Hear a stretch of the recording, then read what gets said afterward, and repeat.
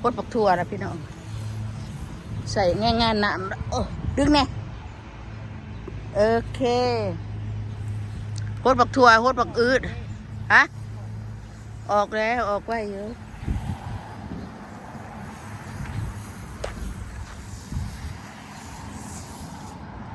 ให้เพิ่นพดปักทั่วให้โอ้โหเด็กขี้หูดต้นขี้หูดก็มาไหวนอกเป็นไรพี่น้องพดเป็นแบบว่าพอจะขี้หูดเนี่ยพดเป็นแบบว่าพดกระเทียมบงเลยเด้อโอ้ยอย่าล่างไม้นี่นะฝนตกไปสีน้องเองไม่ใช่ปะอ้าวถั่วออกเบิดละออกตัวออกตัวบอกเด็ดตัวนั้นก่อนเด็ดเฮ้ยถั่วแดงนะถั่วอันซื้อมาตลาดตัวคุ้นเลยวะถั่วแดง2 คุมอยู่พุ่นออกแล้วว่าตัวนั้นก็บ้าฝนตกน้ำมันก็จะออกเบิดละส่วนเนื้อพวกนี้พี่น้อง ปลูกบักถั่วเสื้อข้างเก่าเลยพี่น้องบ่ได้เฮ็ดจังมาดอกพวกตัวนั้นก็ออกเออบักถั่วซื้อมาตลาดเด้2 คุมอยู่นี่บักถั่วตลาดถั่วขาวเหย้าเด้โอ้ยไปเหยียบมันกระเทียมก็ได้เนาะโคตรบักอื้อเนี่ยบักอื้อได้อันที่ก็ซักใหม่เบิดให้บักอื้อแล้วกันได้นะโคตรมันซะโคตรมันนั่นซุ่มๆนิดนึงมันจะแข็งมื้อนี้อากาศดีๆพี่น้องมีบ่ลมพัดกกแอปเปิลอยู่นะลมบีแบบนี้นะโคตรได้สิใกล้นะบ่ค่อยซักใหม่แม่นเบิดค่อยปลูกได้ให้พ่อเฒ่าซักใหม่นี่แม่นเบิดแล้วนะคนปลูกโอ้บ่ว่าสิเต็มเบิดนี่มีแต่เครือกับเครือล่ะพี่น้องก็บักอื้อคือกันล่ะน่ะแท้นั้นบักอื้อเบิดเลยล่ะน่ะ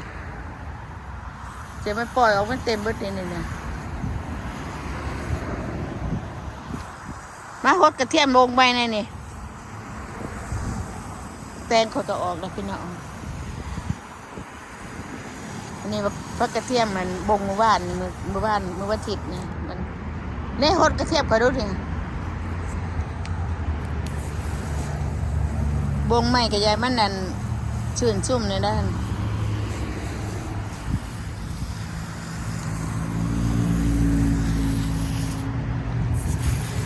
อย่าเห็ดแห้งนะเด็ดล่ะ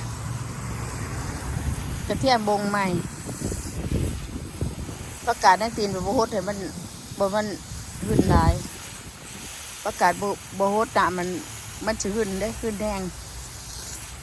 อากาศดูได้ใส่ขึ้นใส่ปุ๋ยอย่างนี้พ่อแม่พี่น้องงามอยู่บ้านไหวทิมไหวเฉย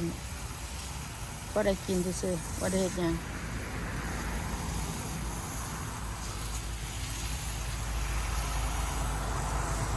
นี่มันก็หัวใหญ่ก็โทษแล้วนี่มันใหญ่ไปมากบักค่าแท้นี่ก็ฮดแน่ละแม่นบักค่าบ่ได้น่ะเฮ้ยบ่ได้มันเกาะอยู่เอาหยาอยู่หั่นน่ะในบักค่า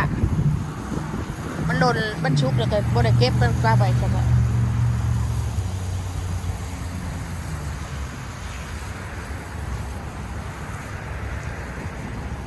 พักค่อยออกเพิ่นล่ะตัวบักทางก็ออกแล้วพี่น้องบักแตงก็ออกแล้วใช่เฮ้ยโอ้ออกงามเนาะงามอีดีบักแตงขี้ไก่ได้นี่พอดีทงหนึ่งค่อยไว้ได้นี่นะก็บ่ได้ปลูกบนอื่นออกแล้วใช่มันขึ้นต้นนี่ละเต็มต้นมันออกว่าสัญญาณเบิกก่อนนี่บักหะนี่เมนเบิดอันนี่ที่บ่อในบักหะอันใหญ่อยู่หัน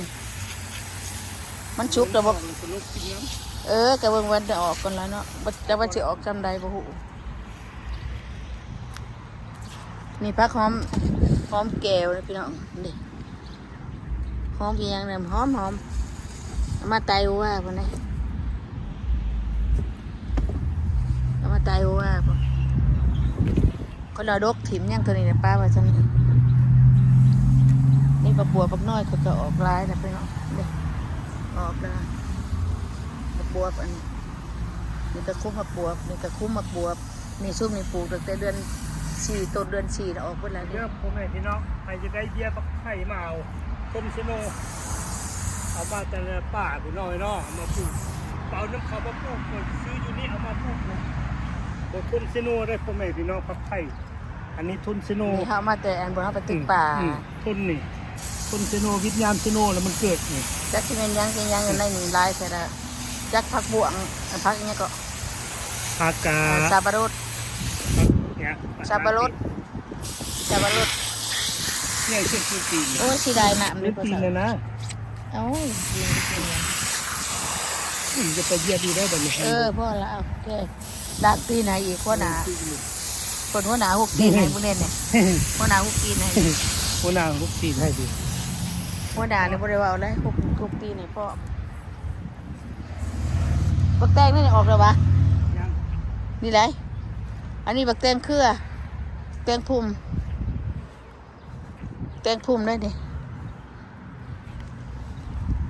ออกเลยเด้พอถามว่าไม่ได้ออกฮะออกเพราะแห้งน่ะมันออกแล้วบักแตงพุ่มก่อนน่ะใช้จะมันไม่ได้ออกนี่เลยนี่ออกแล้วนี่พอถามนี่มันในหน่อยมันเบียร์หน่อยได้ดิ เอาข้างมาพังใส่บอก โน้อย่าเฝ้าอันนี้บ่เป็นเจ้าชายข้างเพียงพุ่มบักแตงพุ่มอันนี้บักแตงพุ่มสิให้มันเข้าไปสวนมักสะดีนี่นะอันนี้บักแตงข้างนั่นก็ออกคือกันนะเด็แตงขาวบ่ได้แตงอันน้าปลูกอยู่นี่นะออกคือกันนะเด็ออกละอันนี้บักแตงพุ่มคนปลูก4พุ่มคนปลูกออกแล้วว่าทางนี้ยังบ่ทันออกบักสะดีนี่บักแตงพุ่มคือกันนี่ตัวนั้นก็บักแตงพุ่มเป็น4พุ่มอันนี้บักสะดีเท่านั้นปลูกบักสะดีใส่บักสะลอยใส่ปลูกบักสะลอยใส่ปลูกพอได้กินพี่น้องออกเบิดแล้วแหละพักจากกันแล้วออกประยมมาเยี่ยมมาละ ได้เยี่ยพักไข่บ่ต้องซื้อเด้อพ่อแม่พี่น้องเมาก็ได้ไปจะปลูกต้นชะโนยอดมัน นี่พักอันมักชุกกะพี่ก็ออกนั่นนี่ปลูกบ่ได้หลายชุกกะพี่ก็ปลูก2-3ต้นพี่น้องอันนั้นว่าสิปลูกพริกจังบ่เท่านั้นน่ะ เขาจะมาเมียเอาไปกินนะ โอ้ เมือนมันมาน กเขาเป็นนกเขาสิเก็บประความเชื่อมอยู่ได้นี่ ไว้อยู่ในกระเพาะยังอยู่ ยังได้บ่ อ ข่อยว่าสิกินแนวได้หนึงอยู่ได้ ได้เข้ากันอันนี้ต้นเลือดกระเพาะเด้อพ่อแม่พี่น้องเนี่ยกินขยายอยู่ เอ้ยขยายได้ตาย มีถังใหญ่มาใส่ โอ้เถ่าต้นอันนี้หาทางมาใส่เด้อ นะเห็นแต่ละต้นกันทีนี่จนหาทางมาเลยกะ สิแบ่งออก เอาออกคนละนอแล้วก็ต้นนึงพังใส่ขี้ดินเนี่ย คิดินเฮาก็จะปลูกวันนั้น หือ ได้ปลูกวันนั้น คนใดก็ปลูกกำลังแตกหน่อได้พ่อแม่พี่น้องต้นกันที ถ้าจริงในบ่นี้ได้ปลูกแต่ว่ามันมีแกด ไก่เรือนอยู่ บ่สายแกดสายแกดอยู่นี่โอเคพี่น้องอากาศดีวันนี้โอ้ยดี พ่อ แท้ แม่พี่น้องที่ติดตามขอขอบมุกขอบใจนานๆน้องๆลูกหลานอยู่ที่กันเด้อดาบ่าวดาสาวผู้ติดตามกดไลค์กดแชร์ให้ป้าให้ลุงเนี่ยยังบ่ทันได้ผ่านพ่อแม่พี่น้องเลย โอ้ยบ่ผ่านง่ายดอกเฮาพุ่นน่ะอันนี้บ้านกะล่ะพี่น้องบ้านกะ กล้าตามมุ่ง ตกกะแล้วจะไปดำอยู่พุ่นนะบ้านกะนกมากินนี่ก็ได้บ้านอีกนะนกนี่กะโอ้ยบ่ได้เรื่องเลยค่ะมากินข้าวข่อยเอ้ย เอากันธรรมชาติธรรมชาติ นี่เบียร์บักพริกเบียร์บักเขือนี่ยังน้อยๆอยู่เจ้าเราเขาก็ไปปลูกดอกบ่ยากดอกหน่อยก็ได้คนบักปลูกแต่น้อยน้องเฒ่าโอเคพี่น้องอยู่ดีไม่แห้ง นี่อย่ายังมาตั้งเป็น บายเด้อพี่น้องเด้อวัดจุกูจุกคนบน